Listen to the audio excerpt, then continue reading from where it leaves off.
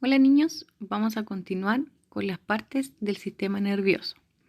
Estamos en el objetivo de aprendizaje número 1, que es poder relacionar las acciones del sistema nervioso con la finalidad de responder al funcionamiento de este a los cambios ambientales. La clase anterior estuvimos viendo las células que corresponden al sistema nervioso. Hoy ya vamos a hablar acerca de las partes del sistema nervioso y su clasificación. El sistema nervioso lo podemos dividir en dos. Sistema nervioso central, que son todos aquellos centros elaboradores, tienen una función de integración, es decir, aquí llega el estímulo y ellos son los capaces de analizar y mandar una respuesta más adecuada a estos estímulos. Ellos son los centros integradores. En cambio, el sistema nervioso periférico tiene la función de llevar la información del estímulo al sistema nervioso central y llevar la respuesta que el sistema nervioso central ha ejecutado. ¿Sí? Entonces, el sistema nervioso central sería el centro integrador y el sistema nervioso periférico tendría una función sensitiva de llevar el estímulo, ¿sí? O tiene una función motora de llevar la respuesta al órgano efector donde tiene que hacer efecto. El sistema nervioso central se divide en el encéfalo y la médula. Dentro del encéfalo tenemos cerebro, cerebelo y tronco encefálico o bulbo raquídeo, que son aquellas estructuras que tardan un poco más en analizar la respuesta, pero la respuesta es mucho más compleja y elaborada en relación a la médula espinal.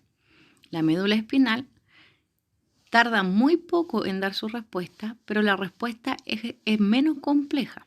Aquí tenemos respuestas como, por ejemplo, los actos reflejos. El acto reflejo es rápido, ¿cierto? Pero no es muy elaborado. En cambio, en el encéfalo se dan procesos como, por ejemplo, el aprendizaje, el hablar, el caminar, las emociones, etc. ¿Sí? El sistema nervioso periférico está constituido principalmente por los nervios, ¿sí? Y se divide en sistema nervioso autónomo y sistema nervioso somático.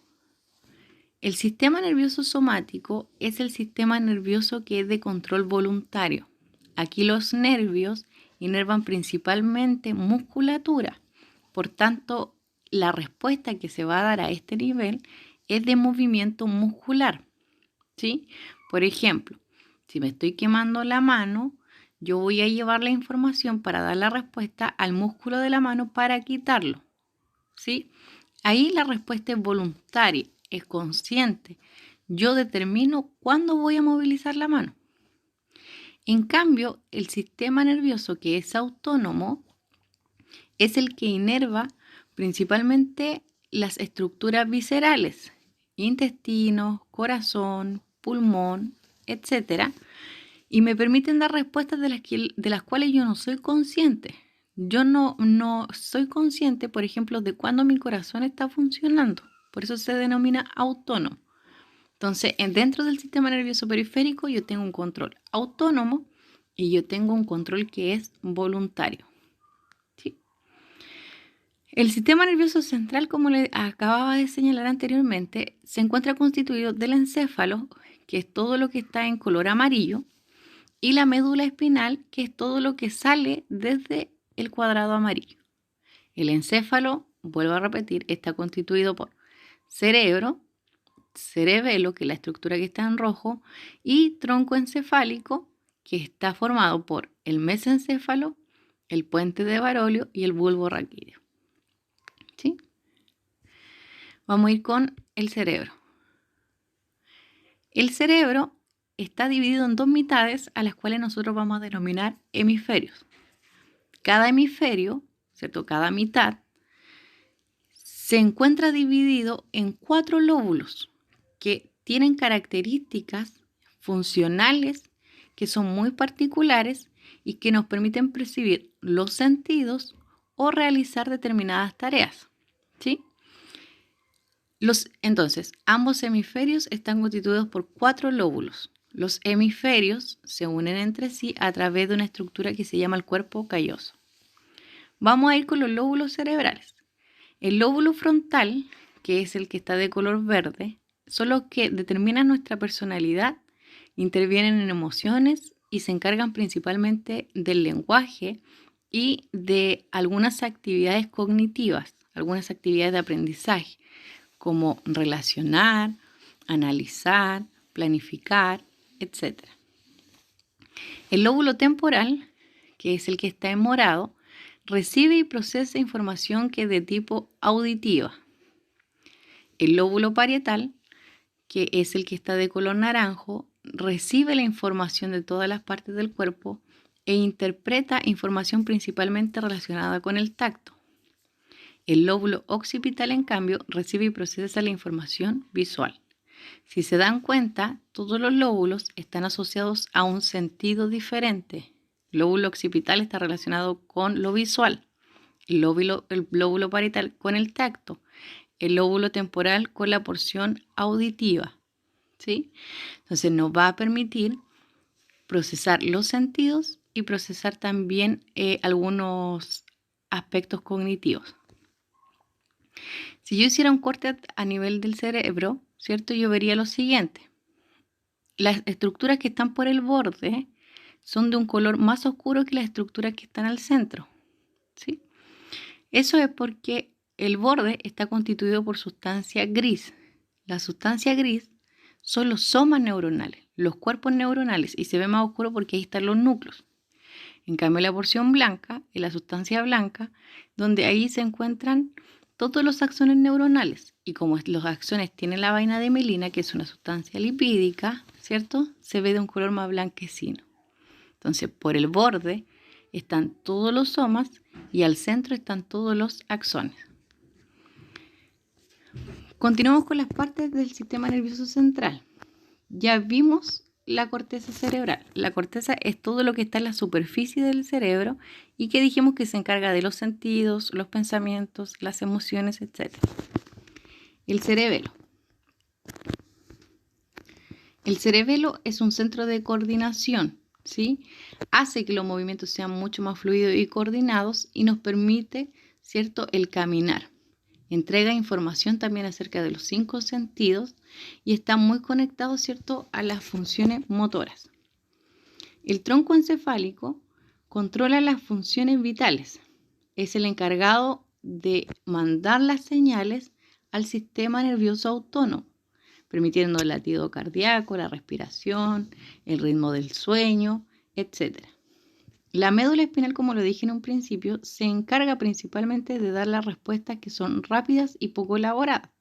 Conduce las sensaciones al cerebro y puede generar respuestas voluntarias e involuntarias. Se encarga principalmente de los actos reflejos. El hipocampo y el sistema límbico es nuestro centro principal para el aprendizaje, pero principalmente para las emociones. Gracias al sistema límbico es que nosotros podemos procesar las emociones. El tálamo y el hipotálamo, ¿cierto?, son los centros de control del sistema hormonal. Desde aquí subyacen todas las señales que mandamos al sistema hormonal para que ese funcione. Por tanto, tiene que ver con el control de la supervivencia, la ingesta, la temperatura, la defensa, la reproducción, etc. La médula espinal, a diferencia de lo que vimos en el cerebro, es al revés. Si se dan cuenta, la sustancia gris está al centro y la sustancia blanca está por fuera. Por tanto, aquí los axones neuronales están hacia el exterior y los somas neuronales se encuentran hacia el interior. Como señalé anteriormente, la médula se encarga del arco reflejo. Hay que hacer una distinción entre acto reflejo y arco reflejo. El acto reflejo es el acto que yo hago, ¿cierto?, rápidamente y de forma involuntaria. Si me van a tirar una pelota, yo me voy a correr de forma involuntaria porque lo tengo que hacer rápido. El arco reflejo es el funcionamiento, el procesamiento que se da para que yo pueda dar esa respuesta. Y el procesamiento es el siguiente. Tengo un estímulo.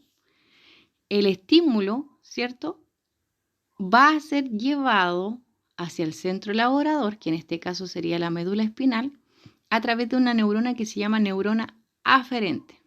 Entonces, la información del estímulo llega hacia la médula espinal a través de la neurona aferente, que es la que está en color azul. En la médula espinal hay interneuronas que conectan la neurona aferente con la neurona eferente. Entonces, la neurona eferente es la que lleva la respuesta.